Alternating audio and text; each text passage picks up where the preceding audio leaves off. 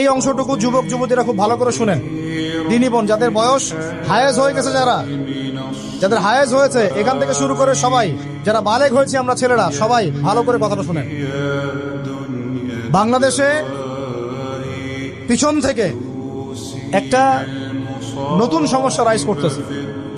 সমস্যাটা হচ্ছে এমনিতেই আমাদের ছেলে মেয়েদের মধ্যে হারাম সম্পর্ক ছিল। এর স্কুলে কলেজে বিশ্ববিদ্যালয়ে যাচ্ছে, ফ্রি মিক্সিংয়ে পড়াশোনা করছে, বাসায় পর্ন দেখছে, ওখানে গিয়ে মেয়ের সাথে হারাম সম্পর্ক হচ্ছে, তারপরে প্রেমের সম্পর্কের নামে জেনা হয়ে যাচ্ছে, জেনা হওয়ার পরে ছেঁকা খেয়ে মাদক, তারপরে গান বাজনা বাদ্যযন্ত্র ইত্যাদি ইত্যাদি, জীবনটা শেষ।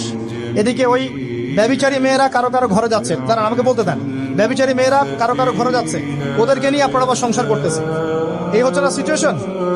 একজনের 5টা গার্লফ্রেন্ড, একজনের 4টা গার্লফ্রেন্ড, আরেকজনের 3টা বয়ফ্রেন্ড, 4টা বয়ফ্রেন্ড, এই ধাপগুলো পার হয়ে হয়ে এরা সংসারের জীবনে আসতেছে যখন বয়স হয়ে যাচ্ছে 25-30। সমস্যা কিন্তু এটা ম্যাক্সিমাম সবার ক্ষেত্রে হচ্ছে বলবো না, অনেক একটা বড় অংশ এই সমস্যা ফেস করতেছে।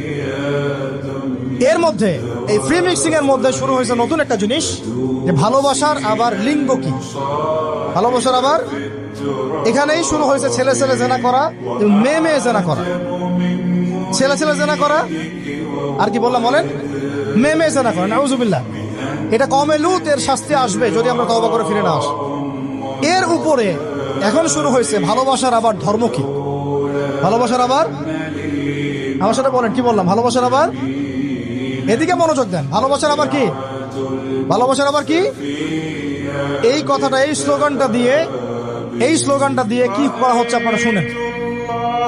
অমুসলিম ছেলে মুসলিম মেয়ের সাথে প্রেম করতেছে, অমুসলিম ছেলে মুসলিম মেয়ের সাথে প্রেম করতেছে, বলতেছে ভালোবাসার আবার ধর্ম কি, তুমি আমি একে অপরকে মহব্বত করি, ভালোবাসি, এর মধ্যে ধর্ম আসবে কেন?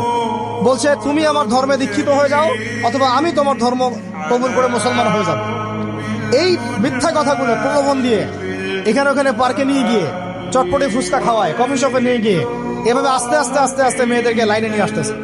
আনার পরে শোনেন, কথা আগে শুনেন, বুঝেন।